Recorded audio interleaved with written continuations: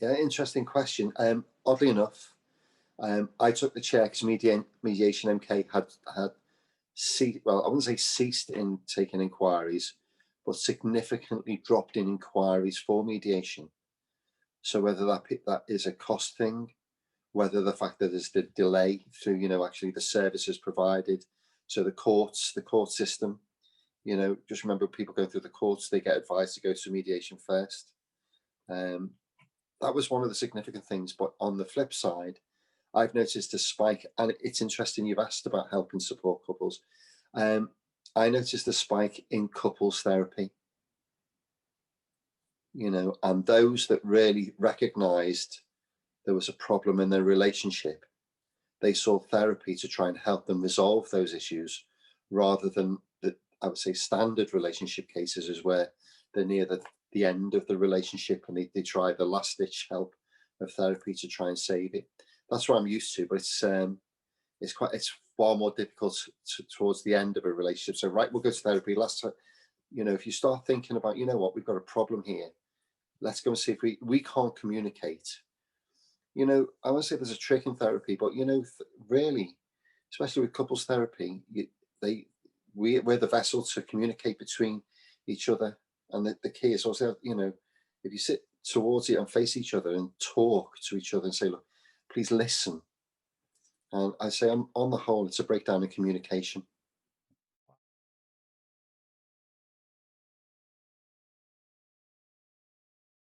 Good question. It depends where the relationship is, the age of the couple, complacency, taking each other for granted, how long the relationship's gone, where that spark has gone, where it's allowed, if we go to the beginning, when you fall in love, and you say you fall in love, it's actually, would you say, infatuation? When you meet somebody, that initial physical attraction and think, this is the one for me. I've got a friend that says she has the feeling of butterflies and acting on that as if it's an infatuation. That's the person for me. When actually, when you look at long-term relationships, is it that? And how do you maintain that? And the idea of having, having a baby to try and help a relationship that's failing, or let's move on in life, or there's just a disparity between the two people, when in fact there's after the physical, which is, the sexual elements, which is really the connection at the beginning, usually, where's that lost? It's interesting that the same person, loads of statements come on at work, but really when you look at it, what you think you can throw away in a relationship, or you misuse a relationship, or you misunderstand the relationship, it takes the right person to meet the true right person to establish a long relationship. On the whole, complacency, really, where the lack of communication. I believe, in my experience, this is outside of the mediation, this is the therapy side. Sex, thankfully we're trained to talk about sex. Actual physical contact, the intimacy, in most relationships, in most couple relationships, that's the one thing they've got between each other.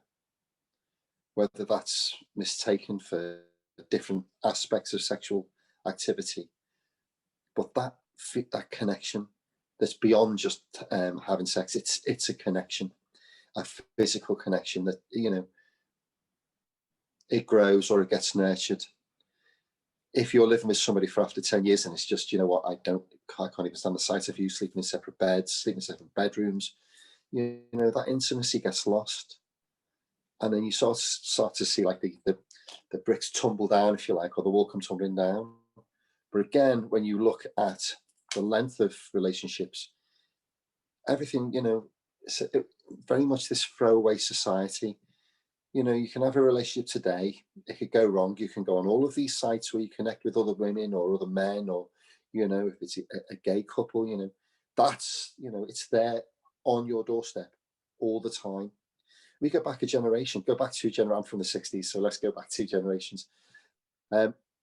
People would stay together because getting divorced wasn't an easy thing. When you get married, the sanctity of marriage seems to be lost nowadays. Trying working out what's the problem. But that's if there's just like a breakdown. When other aspects come into it, like addiction, when someone's an alcoholic or a drug addict, that adds a whole new aspect on that, which is how you live with that. And then we get into things like narcissism, when you live with a pure narcissist, or somebody who just wants to control you or destroy your soul. They all come into play. Domestic violence is another one, both male and female. It's not, sometimes it's the other way around. And again, when you say domestic violence, look at emotional and mental abuse. And that could be for the man. So the man, I've got cases where, men can take years to recover from a divorce, years, and not really pick themselves up. The Wow. recognition is through mediation, is to acknowledge that there's a problem there. How do you deal with it? And that's what we're there for.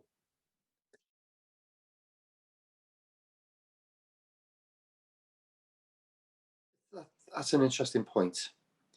But this last 12 months, I say it's not even 12 months now, it's 14 months of this, and, hopefully ended in June. When you're living under each other's feet, that's one thing. But when you're living under each other's feet with no other distractions, like you go to work, you get up, you go, sorry, bye, darling, see you tonight, or whatever, and that's gone, and you're literally with each other morning, noon, and night, there's bound to be tensions rising. It's how to deal with them. And again, go back to, darling, I'm feeling anxious with this. I'm feeling fraught with this. Go back to the communication side of this. Yes, we've all, this has been historically for us in our time. If we go back to World War II, World War One, go back to those times, come back to this time now. This is what we've never experienced in our lifetime. And having to deal with it with everybody else not knowing how to deal with it. There's not one person that can go out there and say, this is how to deal with lockdown. This is how to deal with relationship. This is how to deal with life. This is how to deal with disappointment. We've had all that in the last 14 months. Again, what do you do for a living? Money. I didn't put in my thing. Money's a big thing. Affordability, just to eat, to keep the roof over your head, that's a really big factor. You're not driving around in your big posh car because you can't afford it anymore. What do you do? And I think the expectations of life, and there's a thing we studied, which is we have this, it's called the hierarchy of needs, where we end up really go self-actualizing and our ego. Okay. But at the very bottom of that is food and shelter. And I feel that a lot of us have gone all the way up to the top, and we all come right down to the bottom of, we just need to eat. Can I put clothes on the kids' back? And when you live with somebody and you've got to completely readjust your life and reassess what's important, and there might be a disparity between the two of you, it's going to give rise to conflict. But again, domestic violence, it's hard to, there are cases where the man just abuses the woman. But imagine if the woman's just on at the man constantly until the point where he breaks. So that, sometimes it's not exactly 100% one side. What do you do when you're cornered and you're living in a house and you can't escape? We couldn't even go out. The only place we could go for most of this year is, for food. How do you live like that? So yes, there's been I've not noticed the spike in mediation at all, nor, as I say, I've noticed the spike more in, like you just said, in couples realizing they've got a problem and acknowledging that, and let's go to therapy for that.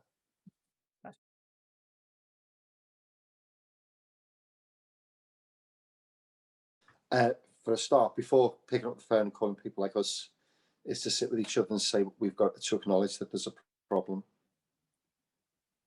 I think that's it. Acknowledge that there's a problem here. And if you can try and resolve it yourselves, that's the best way. But if you can't, pick up the phone to people that help you resolve it. That's it in a nutshell.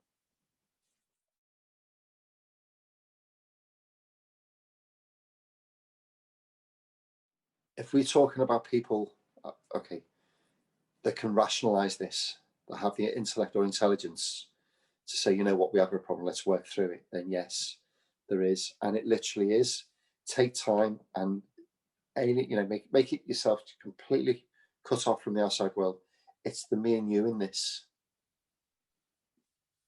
You and I, we need to work on this. But not everyone's the same. I don't want to say the Vicky Pollard or, the type of the mentality of people that you can't get through to. And if you can't get through to somebody, especially in a relationship, and yes, it's like putting petrol on a fire type of thing, you will never be able to resolve this. But really isolate the two of you, no distractions, and you are going to talk because you realize this is that important.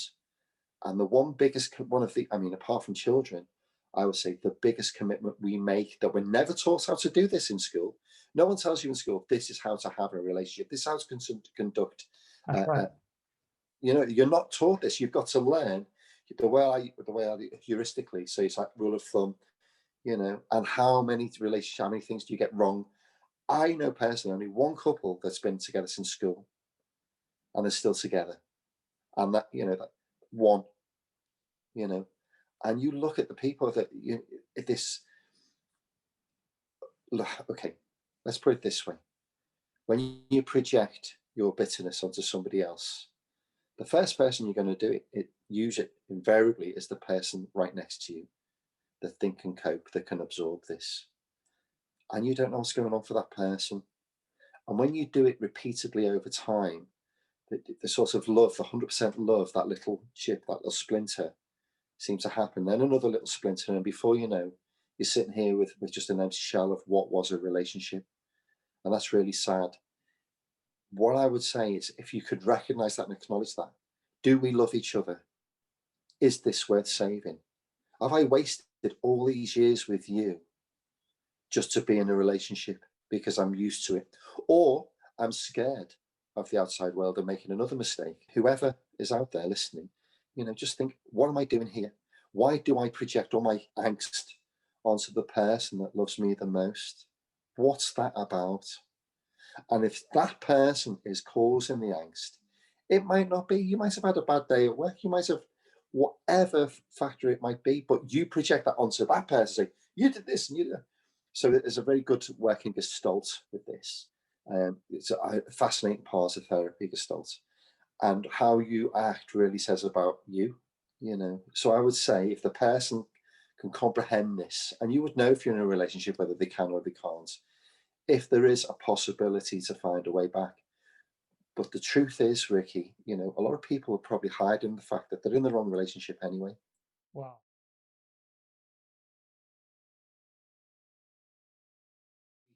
That's an interesting point, because I'm from the north, but actually I've been in the south for most of my life. Interested in this north-south divide, which definitely exists. There's no statistics or data that we've seen, so far, and again, not in therapy either. And again, culture. When we talk about religions, no, that's got nothing, no impact that I've seen or we've got anything on. That's for about 8 years now. So no.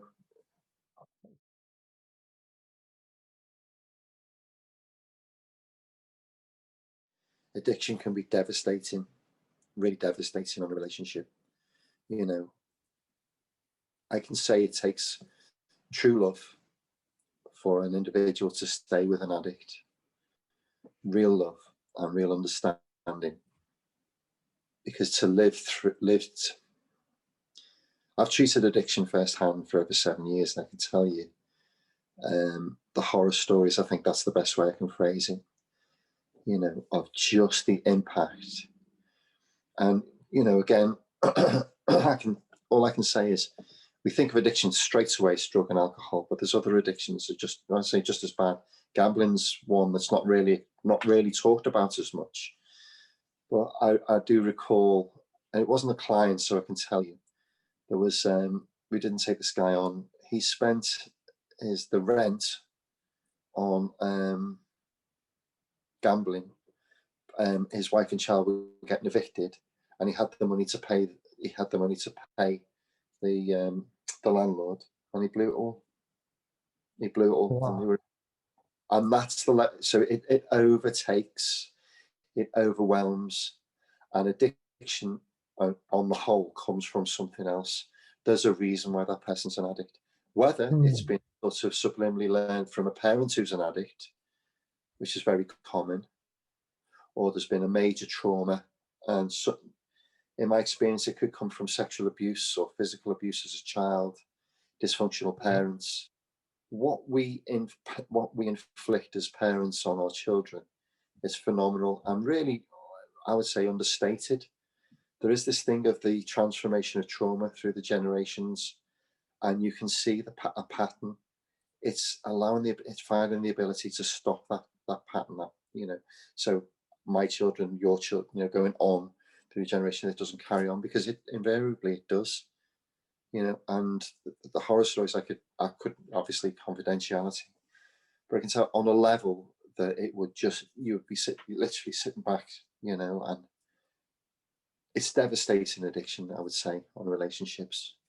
Wow. But it requires in if so when the couple are they're both addicts, they just enable each other.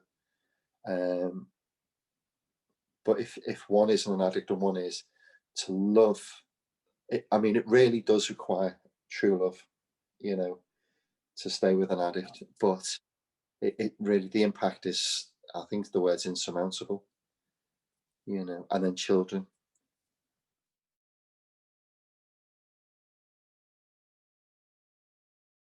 Really, not really. If anything, I've noticed that more bonding, you know, that literally we're in this, again, the protector role, you know, not really that I've experienced at all, really, to do with rhythms. But I go back to, when you're locked in four walls and you can't afford to pay the bills and how you survive, you're in it together. But again, how do I put this so it doesn't sound, um, we're looking at the mental capability of individuals. Can they rationalize what's going on? I think that's a factor in this. If trying to take myself out of this at all times when I'm talking to you. But the Thursday, Friday night people who just go out and they get drunk and they just do whatever they do for that sort of fun later their lives. So actually then stop that and then they're living under the same roof, but they can't do that. I think it's been a very challenging, more than challenging, I can't even find the word, demand, the demand on the self to how to survive. I think we've just had to survive. There's no other way to put this. I think we've just had to survive, the best way we can. And the person that we've chosen to our life partner, they've got the same thing together. And how do you do that together rather than changes in the patterns of the lifestyle?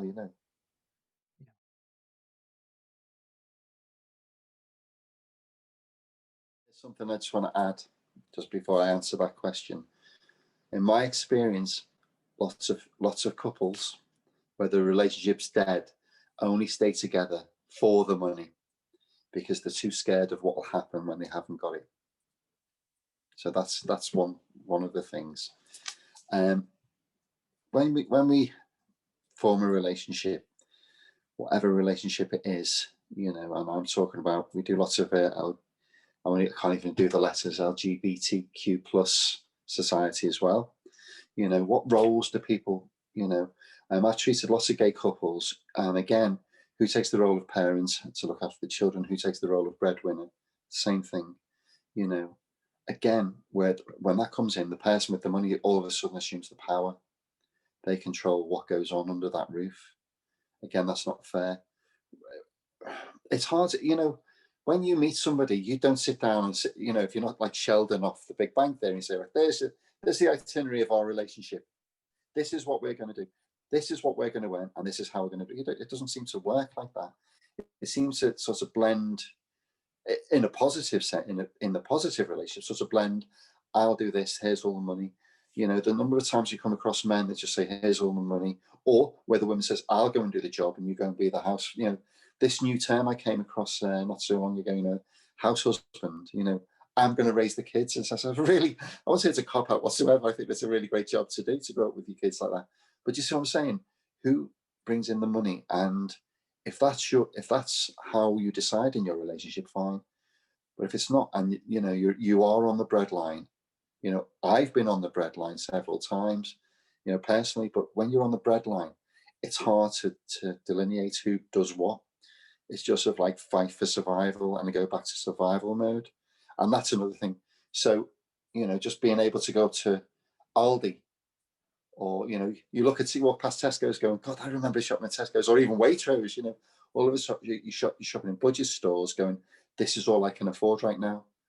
And being grown up enough to say this is all we can afford. And I say the word we because in all this, it's really we. There's no more I. It's relationship. It's you and me, and it's we. We can't afford this. We can't do that. Now, you go back to couples in highfalutin places. I used to live, Elle knows, in a very posh place up in North London, where it's all image, and it's just keeping up that image. What for?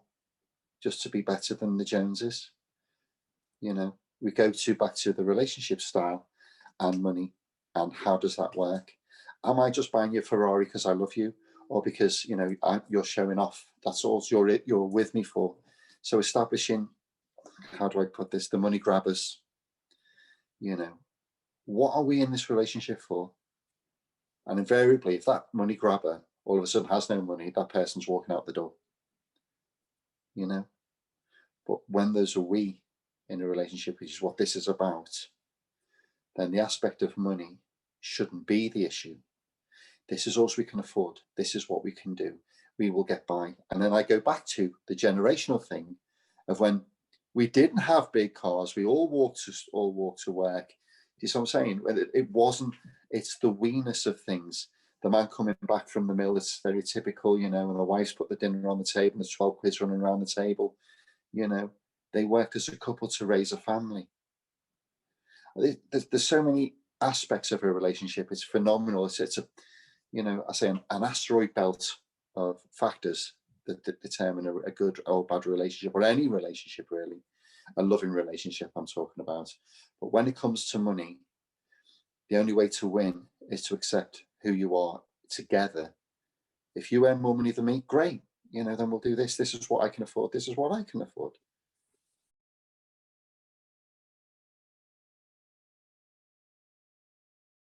Talk about it. Make sure you're heard. But on the flip side, if your partner's got a problem, make sure you listen and you hear, and adjust or respond the way that your partner wants you to respond, or interpret what your partner wants.